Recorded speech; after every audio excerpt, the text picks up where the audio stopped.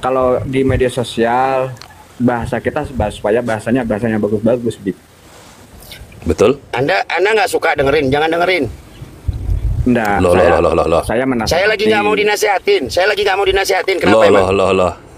Ya, memang orang tuh yang paling sombong tuh Saya setan. lagi nggak mau dinasehatin. Nanti kalau mau bernarasi, narasi aja. Nggak usah nasehatin saya lebih alim daripada Anda. Udah. Astagfirullah.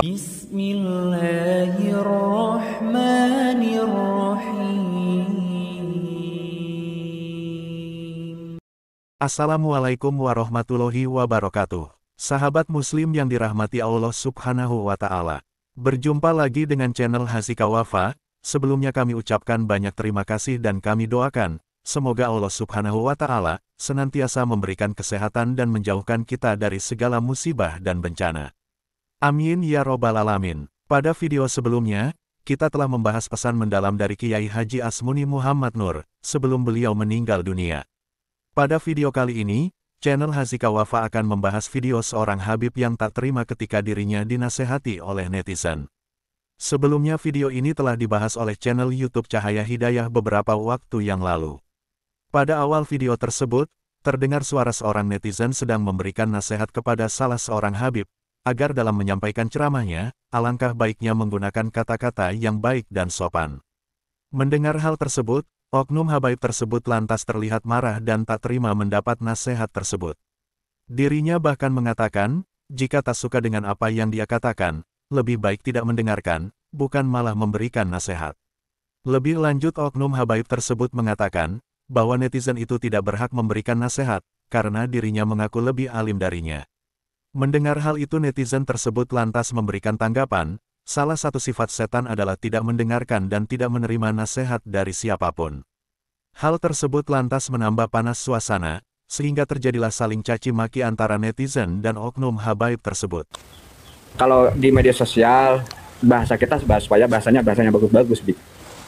Betul? Anda nggak suka dengerin, jangan dengerin.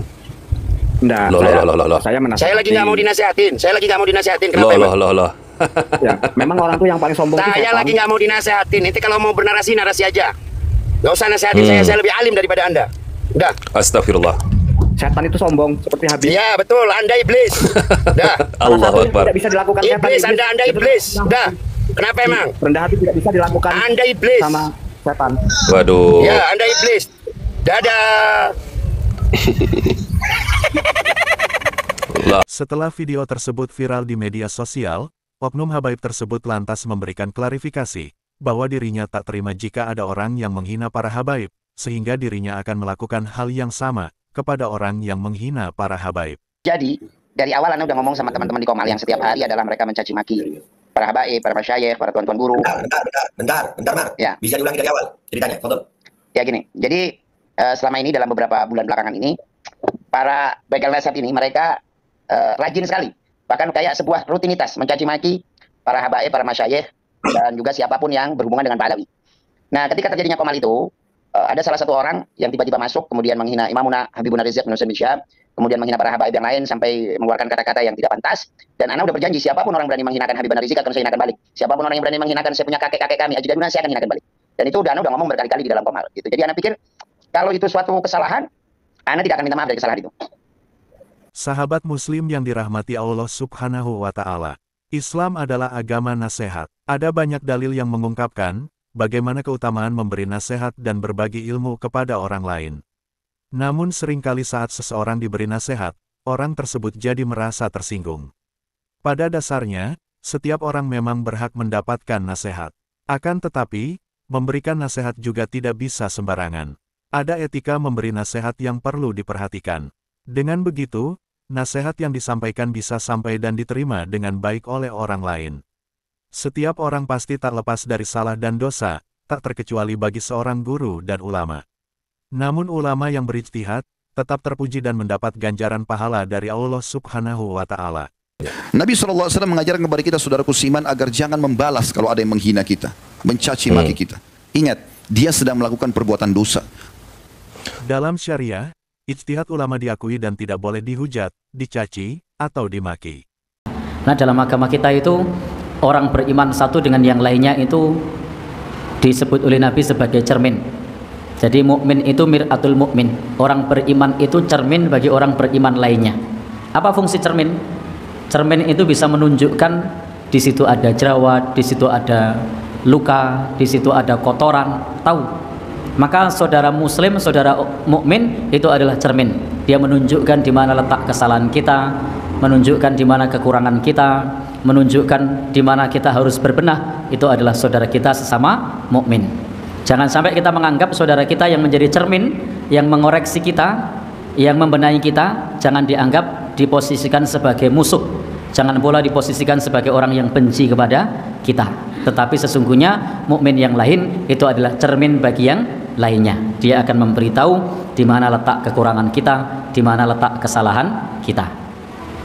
Bapak Ibu, saya sering sampaikan, kenapa para petinju yang hebat itu mereka masih butuh pelatih. Apakah pelatihnya lebih hebat dari petinjunya? Tidak. Petinjunya tetap lebih hebat. Kenapa dia butuh pelatih? Karena pelatih itu dibayar, disewa untuk menunjukkan di mana letak kesalahannya, untuk menunjukkan di mana letak kelemahannya. Tetapi kalau diadu antara petinjunya dengan pelatihnya, saya yakin power petinjunya masih lebih kuat dibandingkan pelatihnya. Tetapi pelatih itu dibutuhkan tak lain dan bukan untuk menunjukkan di mana letak kekurangan dari petinju tadi. Maka bersyukurlah kita ketika kita punya saudara mukmin yang lain yang mau menunjukkan di mana letak kesalahan kita, sehingga kita bisa evaluasi, sehingga kita bisa berbenah. Karena setiap diri kita itu tidak ada yang sempurna. Dalam bahasa Indonesia ada pepatah, tak ada gading yang tak retak. Dalam hadis Nabi disebutkan setiap anak Adam itu khotoun, dia berbuat salah. Makarul khoto' wan nisan, tempatnya salah dan lupa.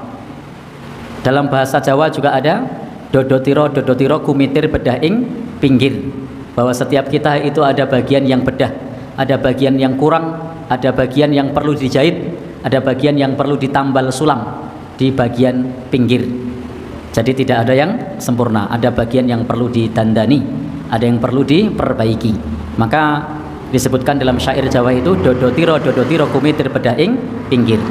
Apa sarannya? Dondomono jelumatono. Jadi kalau ada yang sobek, ada yang rusak, maka perlu diperbaiki, perlu didondomi. Kalau ada yang sobek, ada yang rusak, perlu didandani, dan itu manusiawi. Tidak ada manusia yang maksum kecuali Rasulullah Shallallahu Alaihi Wasallam. Beliau adalah manusia yang maksum, yang dijaga oleh Allah dari kesalahan. Semoga video ini bermanfaat bagi kita semua dan menambah tingkat keimanan kita kepada Allah Subhanahu wa Ta'ala. Wassalamualaikum warahmatullahi wabarakatuh.